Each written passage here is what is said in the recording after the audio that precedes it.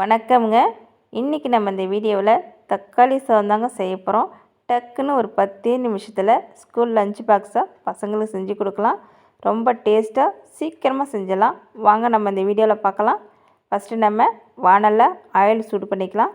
இதுக்கு தாளிப்புக்கு ஒரு பட்டை, ஒரு பிரியாணி இலை, கொஞ்சம் பெருஞ்சீரகம். இது கூட நம்ம 1 டீஸ்பூன் கடலப்பருப்பு, 1 டீஸ்பூன் கடுகு இப்போ பொரிஞ்சிட்ருக்கு. இது கூட நம்ம ஒரு 3 வரமிளகாய் வதக்கி விட்டலாம். இது கூட நம்ம 1 டீஸ்பூன் இஞ்சி பூண்டு பேஸ்ட்டு இப்போ வதங்கிட்டுருக்கு. இது கூட நம்ம மசாலாத்தூள் சேர்த்துக்கலாம். 1 டீஸ்பூன் மிளகாய்த்தூள், 1 டீஸ்பூன் கரம் மசாலா, 1/4 டீஸ்பூன் மஞ்சத்தூள்.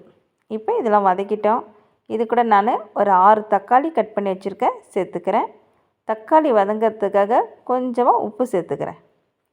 இப்போ நம்ம தக்காளியை நல்லா வதக்கிக்கலாம். தக்காளி நல்லா நம்ம வதங்கி வரணும். நமக்கு அப்போ தான் தக்காளி சாதம் நல்லா டேஸ்ட்டாக இருக்கும். இப்போ பாருங்கள், தக்காளி நல்லா வதங்கிடுச்சு. உங்களுக்கு பார்க்கும்போதே தெரியும், இந்த மாதிரி தக்காளி நல்லா வதங்கி வரணுங்க. நான் சாதம் வடித்து ஆற வச்சு வச்சுருக்கேன். நீங்கள் எந்த ரைஸாக இருந்தாலும் பரவாயில்ல, நல்லா ஆற வச்சு சேர்த்துங்க. இப்போ நான் ஆறின சாதத்தை கொட்டி நல்லா கிண்டி மிக்ஸ் பண்ணிக்கிறேன். பாருங்கள், ரொம்ப நல்லா வந்திருக்கு பாருங்கள். இது நல்லா நம்ம மேலாக நல்லா கிண்டி விடுங்க. நல்லா கிண்டி நல்லா கிளறுங்க. ரொம்ப டக்குன்னு நம்ம 10 நிமிஷத்தில் பசங்களுக்கு ஸ்கூல் லஞ்ச் பாக்ஸாக செஞ்சு கொடுக்கலாம். சீக்கிரமாக செஞ்சலாம். ரொம்ப டேஸ்ட்டாக இருக்கும். பசங்க கேட்டு சீக்கிரமாக சாப்பிட்டு முடிப்பாங்க. இதுக்கு சைட் டிஷ்ஷாக நீங்கள் முட்டை ஆம்லெட் கொடுக்கலாம், உருளைக்கிழங்கு கொடுக்கலாம்.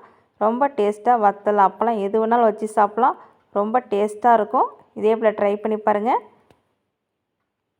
பிடிச்சிருக்குன்னா மறக்காமல் லைக் பண்ணி கமெண்ட் பண்ணுங்கள். நம்ம வீடியோவை சப்ஸ்கிரைப் பண்ணி வச்சுங்க. அடுத்த வீடியோவில் பார்க்கலாம். Okay, by.